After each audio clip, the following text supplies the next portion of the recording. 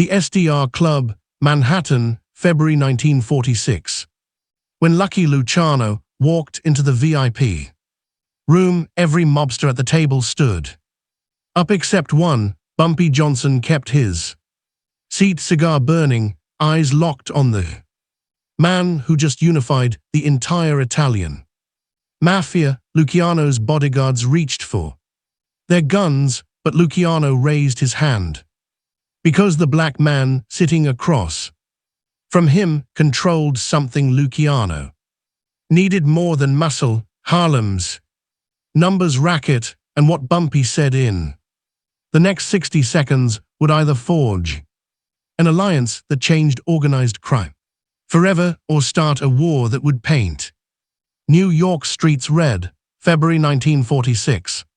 World War II was over and America was celebrating, but in the smoke-filled back rooms of New York City, a different kind of war was brewing. Lucky Luciano, the man who'd modernized the mafia, had just been released from Danora prison. After serving 9 years, the government had made him a deal: help us win the war by using your connections with the Italian docs, and we'll commute your sentence. Luciano had delivered, but there was a catch: deportation. In less than 3 weeks, the feds were shipping him back to Italy permanently.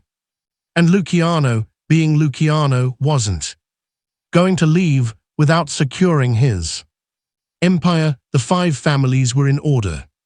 Frank Casello was running the Luciano family in his absence. Vito Geneves was scheming from Italy. Albert Anastasia controlled the docks. Everything was set except for one problem: Harlem, the numbers racket, the illegal lottery that made millions every week, was booming in Harlem, and the Italians wanted in. They'd tried before, back in 1935, when Dutch Schultz muscled his way into the business, but Schultz had made a fatal mistake. He'd underestimated a quiet, sharp-dressed enforcer named Ellsworth. Bumpy Johnson. Schultz ended up dead. A New Jersey tavern, shot to pieces.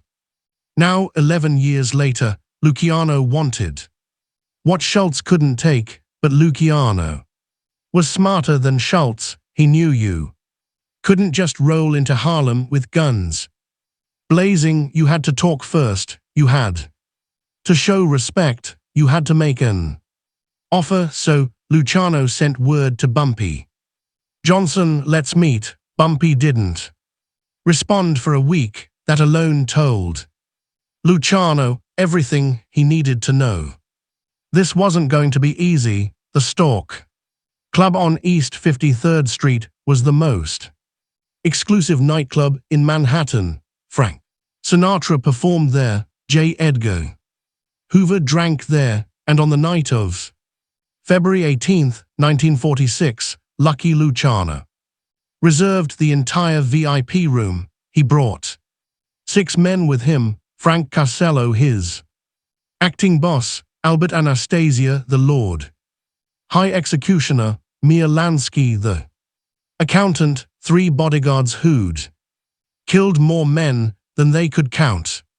Bumpy Johnson walked in alone. He was 40 years old, dressed in a tailored 3-piece suit, navy blue with a crisp white shirt, no tie. He never wore ties. A gold watch chain hung from his vest pocket. His hair was freshly cut, his shoes polished to a mirror shine, and in his right hand he carried a leather briefcase. The bodyguards moved toward him, hands reaching for weapons, but Luciano raised one finger. Let him through. Bumpy walked past them without a glance, his footsteps echoing on the marble floor. He pulled out a chair at the head of the table, the seat usually reserved for the boss, and sat down. He placed his briefcase on the table, then pulled out a cigar. Nobody moved. Casello's jaw tightened. Anastasia's Hand drifted toward his waistband, but Luciano just smiled because he recognized what Bumpy was doing. This wasn't disrespect, this was a test. Bumpy was establishing the terms of the conversation before anyone said a word. Luciano took the seat directly across from him. Mr. Johnson, thank you for coming. Bumpy lit his cigar, took a long drag and blew smoke toward the ceiling. Mr. Luciano, you wanted to talk, so talk. Luciano folded his hands on the table. His voice was calm, measured, the voice of a man who'd negotiated with presidents and gangsters and knew the difference between the two. I'm leaving the country in 3 weeks. The feds are shipping me back to Italy, but before I go, I need to make sure New York stays in order. No wars, no chaos, just business. Bumpy nodded slowly, said nothing. Harlem is the last piece of the puzzle. Luciano continued, the numbers. Racket is making millions. My people want in, but I know you've been running things up there since Shorts died. You've got the trust of the community. You've got the infrastructure. You've got the police on your payroll. He paused, looking Bumpy directly in the eyes. I'm not here to take what's yours, Bumpy. I'm here to offer you a partnership. You keep running Harlem. We provide protection, investment capital, and connections. In return, we take 40% of the profits. You get to stay independent, but under our umbrella, under our protection. The room was silent. Frank Costello leaned forward, watching Bumpy's reaction. Meyer Lansky's fingers drummed softly on the table. Albert Anastasia cracked his knuckles.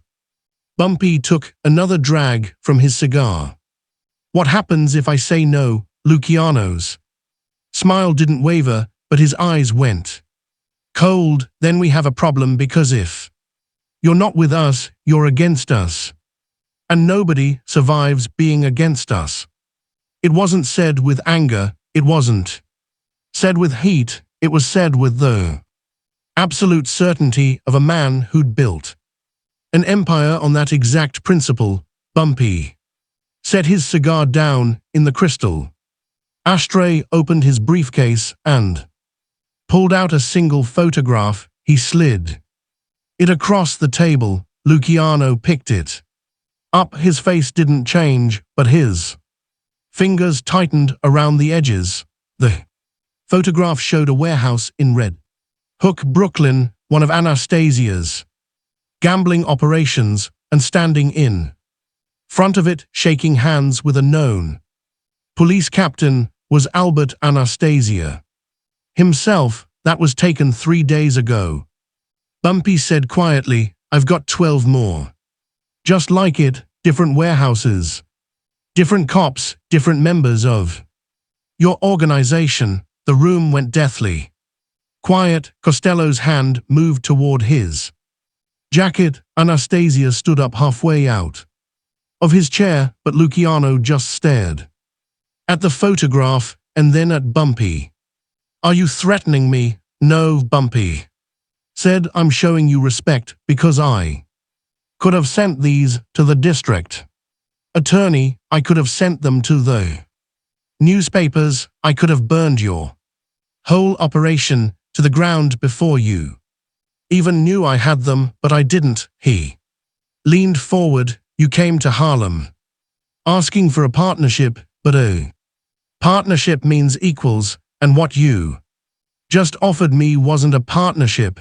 It was a takeover. With a smile, Luciano set the photograph down. For the first time since Bumpy entered the room, he looked genuinely impressed. So what do you want? Bumpy picked up his cigar, took a slow drag, let the question hang in the air. You want what Schultz wanted, what every Italian crew that's ever looked at Harlem wanted: control.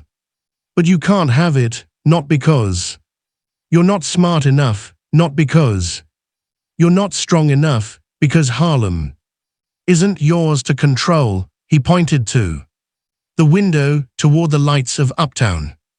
You know why Schultz failed? Because he thought black people were stupid. He thought we just hand over our money and say thank you. He thought muscle was enough, but Harlem doesn't work that way. You need trust, you need respect.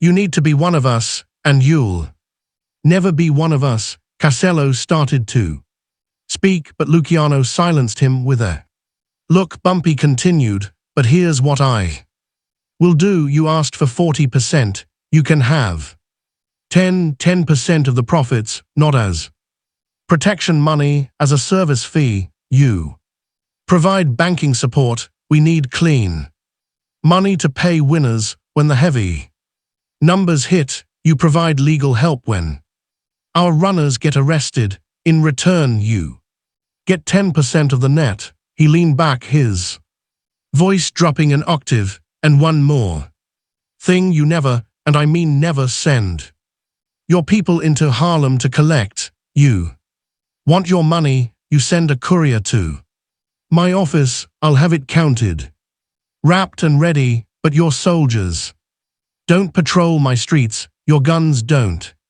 show up in my neighborhood. Harlem stays black. Harlem stays mine. That's the deal. The silence that followed was absolute. Mia Lansky broke it first. He turned to Luciano. Charlie, that's actually a smart play. 10% for essentially no risk, no overhead and no exposure. It's clean money. Anastasia wasn't convinced. And what's to stop him from cutting us out once we set up the banking? Bumpy answered before Luciano could. The same thing that stops you from trying to take Harlem by force. Stalemate. You try to cheat me. Those photographs go public and your political protection evaporates. I try to cheat you come after me with everything you've got. We both lose or we both get rich. Your choice. Lucky Luciano stared at Bumpy Johnson for what felt like an eternity. Then slowly he started to laugh, not a mocking laugh, a genuine one. You know what, Bumpy? Schultz was an idiot. He should have talked to you first. He stood up, extended his hand. 10% banking and legal support, no soldiers in Harlem, and you deliver the money monthly. Bumpy stood, shook his hand, one firm grip. We have a deal. Frank Costello exhaled. Mia Lansky smiled. Even Anastasia sat back down, the tension bleeding out of the room. Luciano held on to Bumpy's hand for an extra second. Let me tell you something, Bumpy. I've done business with presidents, cops, union bosses, killers. But you're the first man who came to my table and told me no without pulling a gun. That takes guts or stupidity. I haven't decided which yet. Bumpy smiled, a rare, genuine smile.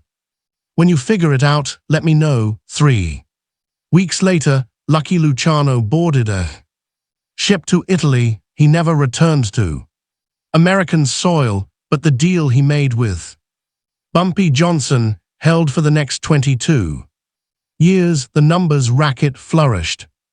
Bumpy paid the 10% like clockwork.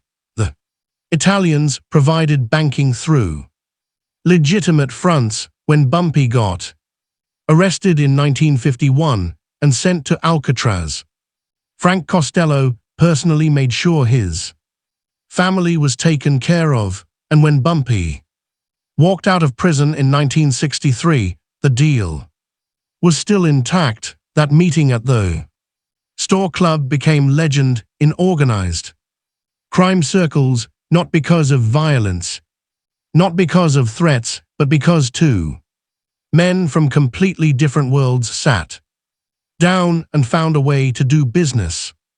without destroying each other, Luciano would later tell associates in Italy. Bumpy Johnson was the smartest gangster I ever met and the most dangerous. Because he didn't need me to respect him, he demanded it. Bumpy never talked publicly about the meeting, but people close to him said he kept that photograph of Anastasia in his office for the rest of his life, not as a threat, as a reminder. Power isn't about who's willing to pull the trigger first.